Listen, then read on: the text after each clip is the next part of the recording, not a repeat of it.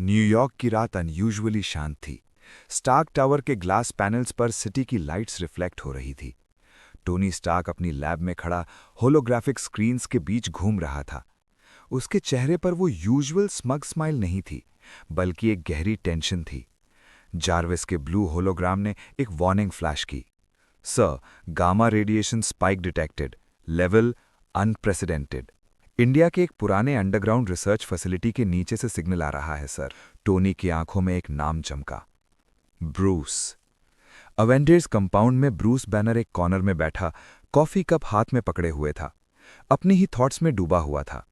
Tony सीधा उसके पास आया। हे, बिग गाय के स्मार्ट हाफ। ब्रूस ने ऊपर देखा। तुम्हारे फेस से लग रहा है या तो दुनिया खत्म होने वाली है या तुमने कुछ बहुत बड़ी गलती कर दी है। क्विंजेट हवा में उड़ा, अटलांटिक के ऊपर से एशिया की तरफ बढ़ता हुआ। अंदर टोनी अपना नया आर्मर कैलिब्रेट कर रहा था, जबकि ब्रूस चुपचाप विंडो से बाहर देख रहा था। तुम ठीक हो? टोनी ने पूछा। ब्रूस ने धीरे से कहा, मुझे डर इस बात का नहीं है कि हल्क फिर से आएगा। मुझे डर इस बात का है, अगर हल्क भी इस चीज से डर गया तो। इंडिया के जंगल के ऊपर क्विंजेट होवर करता हुआ नीचे उतरा। जमीन पर एक पुराना रिसर्च कॉम्प्लेक्स था, जिसके आसपास ट्रीज मुरझा चुके थे, जैसे उनकी जिंदगी चूस ली गई हो। हवा भारी थी और जमीन हल्की हल्की कांप रही थी। टोनी ने हेलमेट पहना। Okay, green and gold, let's save the world again. Underground जाते ही एक अजीब सी आवाज गूंजी, जैसे किसी ने 1000 साल पुरानी मशीन को जगाया हो। वॉल्स पर एंशिएंट सिंबल्स थे, मॉडर्न साइंस के साथ मिक्स हुए हुए। अचानक जमीन फटी। एक ब्लैक ग्रीन एनर्जी का ब्लास्ट हुआ और ब्रूस सीधा हवा में उछल गया। उसकी आंखों का रंग बदला, हड्डी टूटने की आवाज, मसल्स का फूलना और फिर एक गरज, हल्क। आयरन मैन ने तुरंत फायर किया, पर ब्लास्ट ने उसे भी दीवार से टकरा दिया। हल्क ने संभलते ही देखा, सामने एक फिगर खड़ी थी जो हल्क जैसी ही लग रही थी, पर आंखों में इमोशन नहीं था, सिर्फ भूख। गामा प्राइम, जार्विस ने अलर्ट दिया। Artificial Hulk. गामा प्राइम ने हल्क पर वार किया। जमीन टूट गई। पंच के साथ पूरा टनल गिरने लगा। हल्क ने रॉर किया और जवाब दिया। दोनों का टकराव अर्थक्वेक जैसा था। आयरन मैन ने एयर से लेजर्स फायर किए, पर गामा प्राइम ने एनर्जी एब्सॉर्ब कर ली। ग्रेट, टोनी बोला।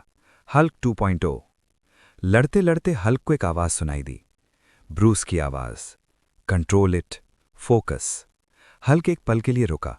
उसकी आंखों में कंफ्यूजन आया। गामा प्राइम ने मौका लिया और हल्क को जमीन में दबा दिया। टोनी नीचे उतरा और हल्क के सामने आ गया।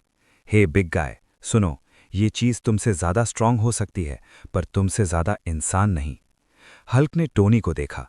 धीरे धीरे उसका गुस्सा कंट्रोल हुआ।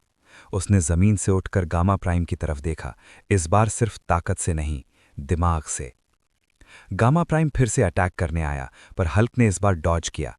उसने मशीन के कोर पर नजर डाली, वही जगह जहां गामा सबसे ज्यादा अनस्टेबल थी। हल्क ने चिल्लाया और पूरी ताकत से पंच मारा। एक्सप्लोजन ने पूरा अंडरग्राउंड कॉम्प्लेक्स हिला दिया। टोनी ने हल्क को पकड़ा और दोनों बाहर की तरफ ब्लास्ट के साथ निकल आए। जंगल में शांति फिर से लौट आई, सिर्फ धुआं और जलती हुई जमीन रह गई। हल्क घुटनों पर बैठ गया। धीरे धीरे ब्रूस वापस आया, थका हुआ पर जिंदा। टोनी उसके पास बैठा। तुमने उसे सिर्फ ताकत से नहीं, अपने कंट्रोल से हराया। ब्रूस ने हल्की सी मुस्कान दी। शायद हल्क भी सीख रहा है। सूरज निकल रहा था।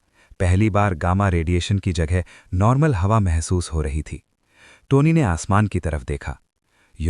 लोग कहते हैं हल्क सिर्फ गुस्सा है, पर आज तुम हीरो थे। ब्रूस ने गहरी सांस ली। और तुम हमेशा मेरे साथ खड़े रहते हो। क्विंजेट वापस उड़ने लगा।